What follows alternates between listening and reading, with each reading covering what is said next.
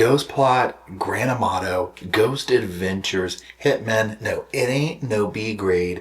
Straight to Netflix movie plot. Okay. It's real life. It's on brand, Grant Amato, and it's what we're going to talk about in today's video.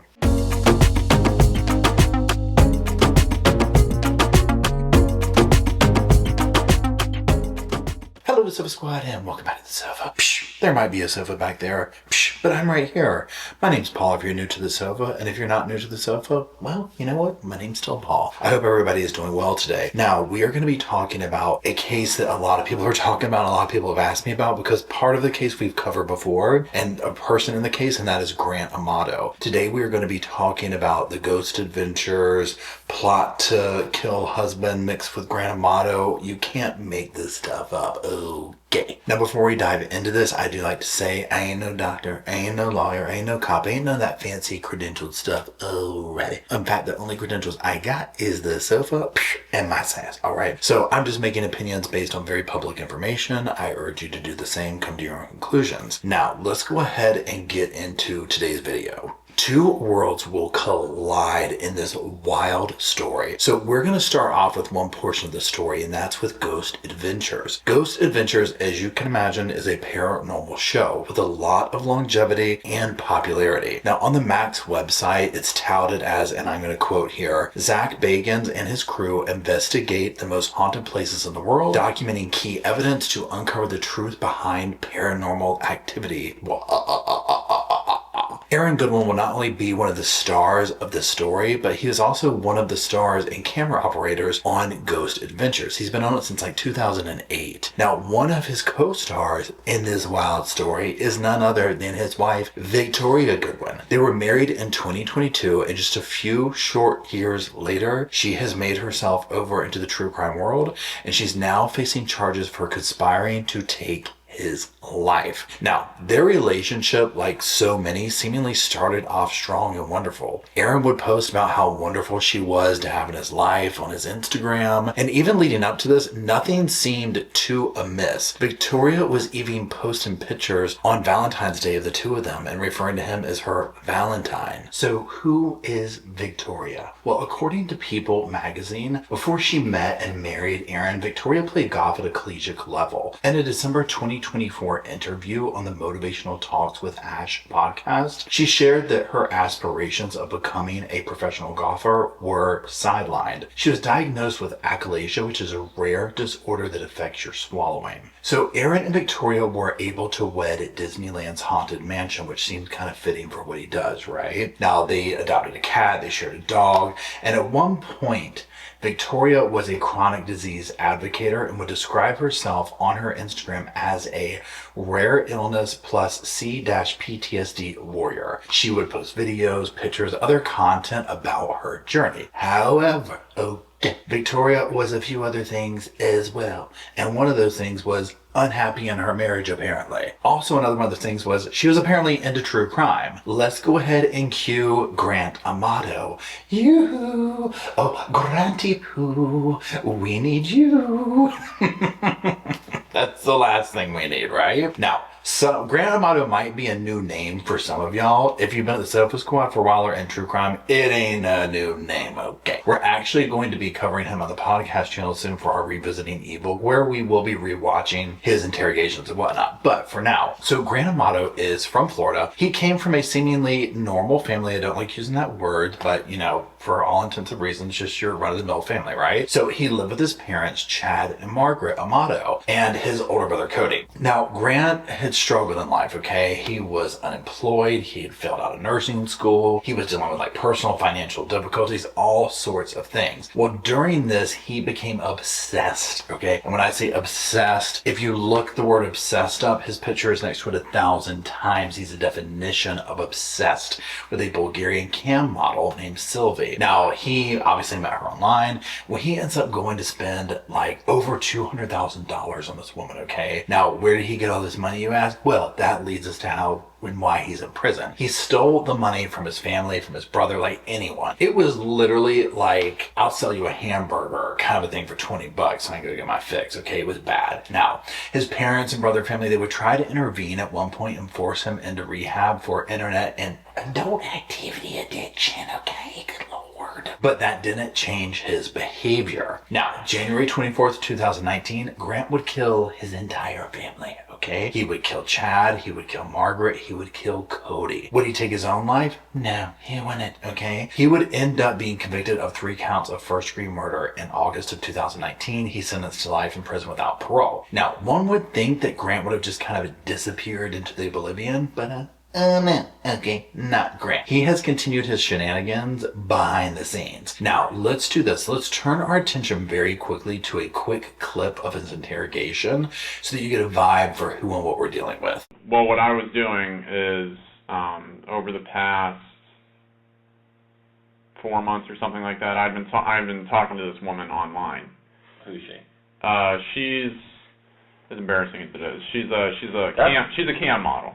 A what? A cam model. Do either of you guys know what that is? Oh my word, clutch my pearls. I can't believe that. Well, that's from Grant's little mouth right there. Also interesting that he's like, this is embarrassing, but she's a cam model. And it's like, boy, you sent the woman who you're now shaming hundreds of thousands of dollars, okay? So it shouldn't be that embarrassing. You wiped your family out over, right? Anyways, this is not a Grant Amato interrogation breakdown, although I did do one several years ago, and like I said, we'll be revisiting it on the podcast channel. But for now, that's your little taste of Grant if you don't know who he is. Now, Grant's already infamous case was made even more infamous by a documentary on him titled Control Alt Desire. I think I did a recap on this too, but if you're able to watch it and you're interested in his case, it was fascinating. It was like a years later docuseries on him that had all sorts of new information and whatnot. So there's that. Now, it was allegedly after this docuseries came out and Victoria started watching it that she would reach out to Grant. Okay. Now, apparently Victoria and Grant they started texting and corresponding. Authorities would find all sorts of evidence on Grant's cell phone that would show Victoria and Grant were not only in love, but conspiring to take Aaron Goodwin's life. Okay. Now, cell phone, prison, Grant, you might ask, is this correct? Yeah. You know what? You guessed correct. Grant wasn't supposed to have the cell phone, okay? And according to the police report, on October 2nd, Grant and Victoria were talking about paying a little over $11,000. The number I've seen is $11,515 to, as of now, as of the recording, pay an unnamed person, a hitman, to unalive Aaron. Now, conversations on that same day would include like where Aaron was. I believe he was like either at a hotel and filming the show and whatnot. So they would record, they would show that, the make of his car, all sorts of things. Now, also, some of Victoria's messages were along these lines. So I'm going to quote some of them here. The first one says, "I just can't believe it's happening." Another one, "I'm so anxious, LOL, LOL." Now she'd also write, like, "How did I get to this point? Am I a bad person?" And Grant would be like, "Why do you think that, baby?" As if this isn't obvious. And then her response is, like, "Because I chose to end his existence and not, like, divorce." Okay. Now the next day, Grant would text the hitman and tell them, like, he'd be like, "Look, I'm going to call Aaron to distract him." And then later, Grant's like hitting the dude up, or I'm assuming it's a dude, to be like, "Has this been done? What's the status?" And some of his text messages would read, "I need to know what's going on. Can I get an update? Was it done?" If you've watched Grant's interrogation, you'll know why I'm talking that way. I'm channeling it, right? Now, here's the thing. So all this is going on. Well, luck would have it, his cell phone gets confiscated, right? And it seems to me like the way it's reading is that the authorities would go through it later on and start finding all of this information.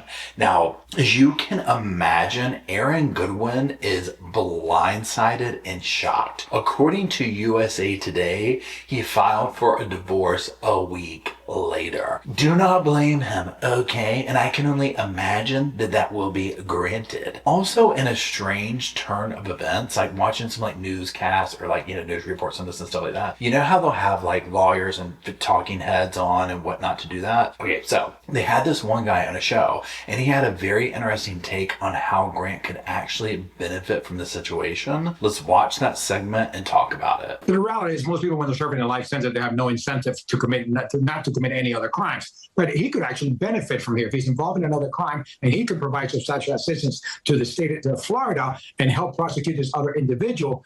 He could get possibly benefit from that and get a shorter life sentence or modify his life sentence. Oh my goodness. Now I could totally see Grant, if that was even a possibility, please, wouldn't think twice. Honey, he'd throw her under the bus so far she wouldn't come out of it, okay? Now, Victoria Goodwin, again, as of this recording, was being held at the Clark County Detention Center on charges of solicitation to commit murder and conspiracy to commit murder. Now, her next appearance is March 25th, so we'll see how that plays out. Now, let's kind of talk about some things over here, like round it back out. First of all, when I saw Grant Amato's name being brought up, it took me a minute because, as you know, we follow so many cases here. I'm like, what is this about Grant Amato? Like, is she a fan? I had no idea she was actually talking to the dude. Now, we've talked about this in some of the live chats, and I'm curious what y'all think, because I was like this.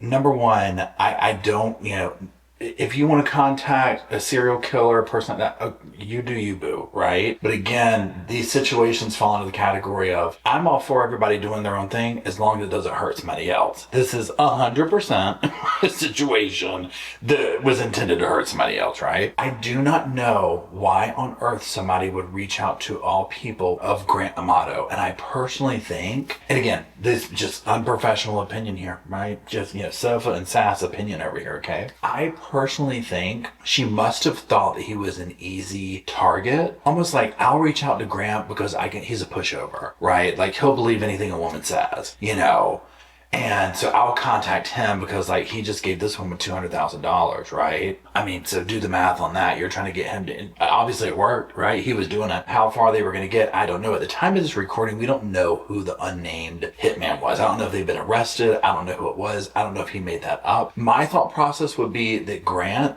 but see, the evidence shows that he was reaching out to somebody. But, my question would be, was it somebody he met in prison? And was that person just working him over to get some cash and they were never going to do it? Because that's imagine being willing to not only kill somebody else for $11,000, doesn't matter how much money, but, at the end of the day, $11,000. But you're also saying, yep, you know what? Potentially spending the rest of my life in prison, $11,000 is, worth that risk, right? That's not going to even cover most, bills for a year, okay? So I'm just like, what? I want to say, what are you thinking? But clearly they're not thinking. So the fact that Grant has found his way back into the headlines is just on brand, like I said in the beginning of the video, but also just repulsive, okay? This guy is the definition of evil. He had no problem wiping his family out because they questioned his addiction to the cam model, okay? It's so repulsive. Now, another thing too is with Victoria, she's just as much to blame in this. She even said to herself, am I a bad person for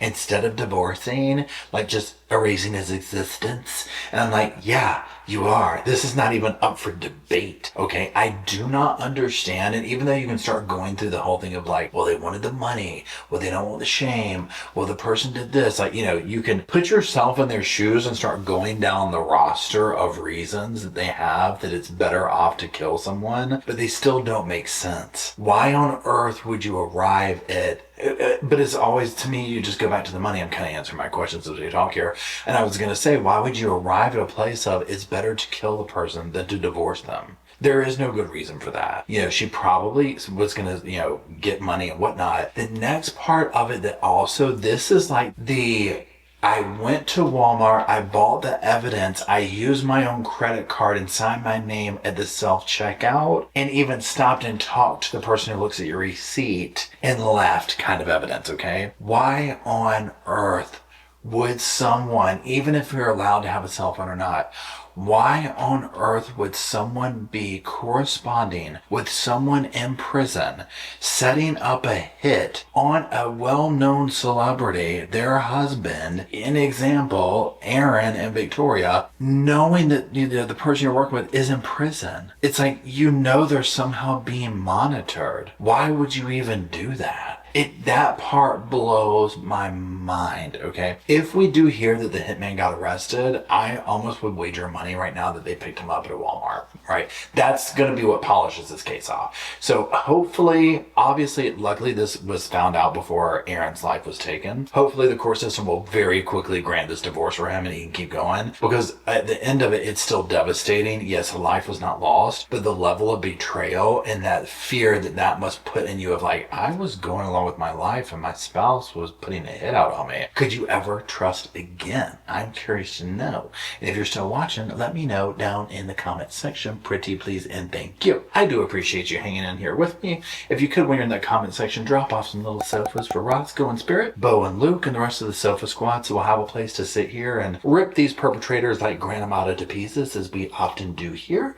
And until we all gather around the sofa in the comment section to do all that, I'll see y'all soon. I just wanted to say thank you again for watching the whole video, and also thank you for being part of the Sofa Squad. Special thanks to all the Patreon members, channel members from both of my channels, everybody who likes, shares, subscribes, comments in the comment sections. It helps the channel out so much. Now, don't forget, I do have that other channel, the podcast channel. That's where we go live, we hang out, we talk. We have kind of sort of a schedule, but just be sure and check it out. I'll put it up here on the screen. And then, like I said in the beginning of the video, if you want to follow me and Rosco on the Instagram, go on, check it out. It's right here on the screen again. But once again, thank you very much. I really appreciate you being part of the Sofa Squad, and I'll see you in the next video.